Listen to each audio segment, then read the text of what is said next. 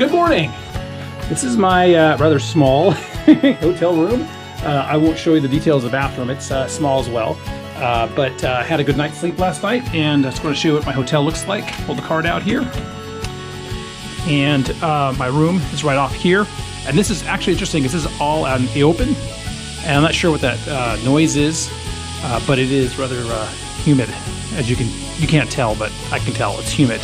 So I'm going to walk downstairs and get some breakfast.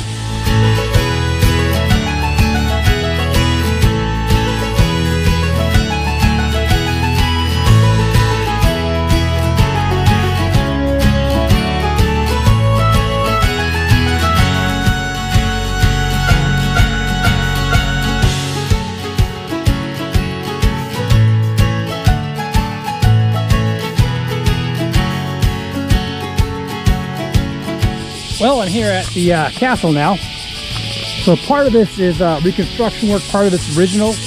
According to the little sign back there, that the moat and the castle itself was rebuilt during one of the shogunates, which I can't remember which one it was.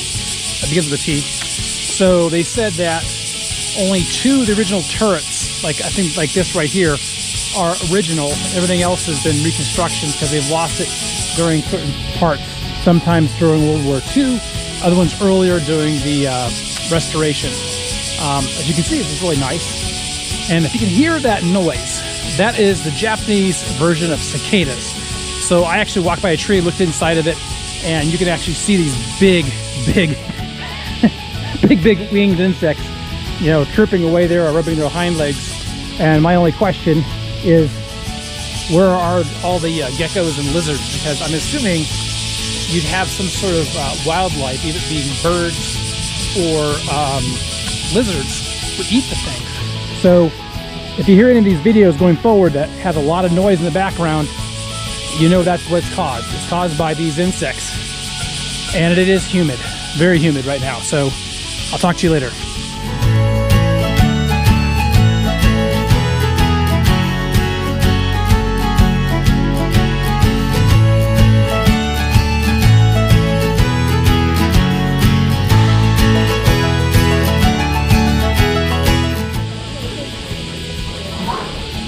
Definitely humid. I just want to point this out. There's been other signs like this one right here, but I want you to see the size of this stone here. And imagine that the amount of manpower and effort it took to get this stone here, and then to kind of rough it up, put these other stones around it. And I'll let you look at this thing right here. You can hit pause and read it, get zoomed in. But apparently one of these is the 3rd largest stone here in the castle.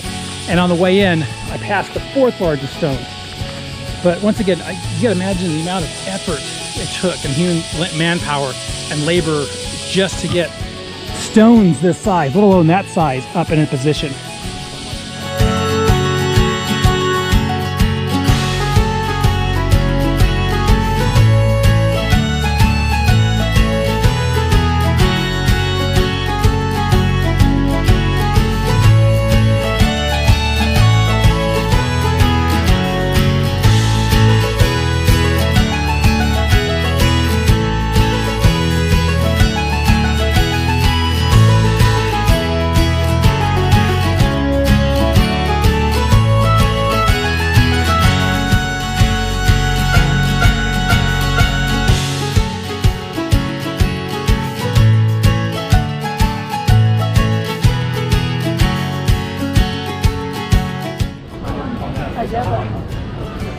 As you can tell, I made it to the top of the castle here, and the structure itself is a reconstruction made out of concrete, and just giving you a kind of a view of what I'm seeing right now. And just for frame of reference, somewhere in that direction is my hotel, and it's about a half-hour, 45-minute walk, I believe, but I took the train or subway, and I came out right around here where that building with that kind of curved surface is, or curved glass.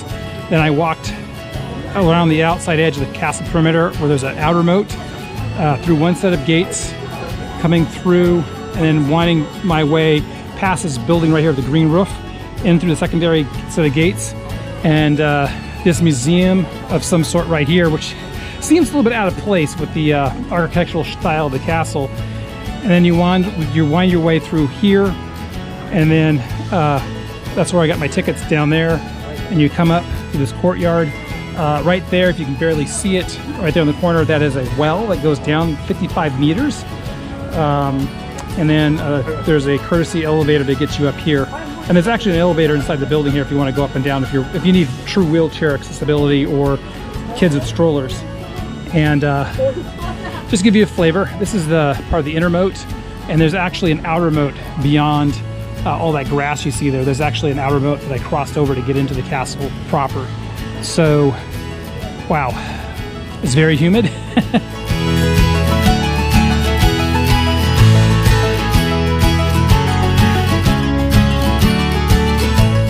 Well, I'm done with the castle.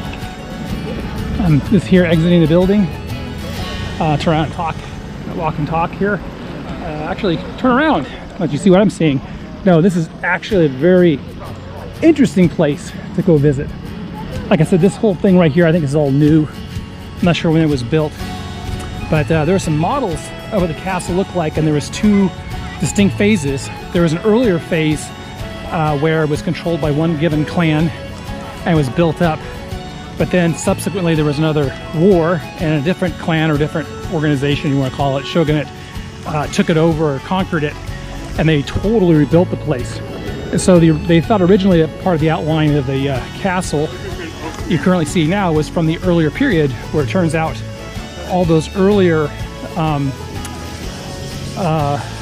features were all obscured because they just basically built it up. Now, if you want an idea of scale, I think I can safely say that if you've been to the Tower of London in England, it could safely fit within the grounds of this castle.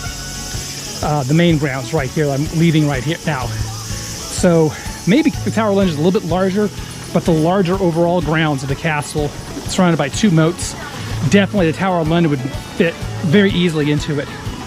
And you can get the whole idea of the layered defense. Like right here, you think in a normal English castle or European castle, you know, this would be the outer defensive works. No, this is the inner defensive works of this castle. So that's it for me. As you can see, I'm kind of more casual right now. It is very humid, and I'm gonna try to go take in another site and keep my touristy thing up until the afternoon. Talk to you later.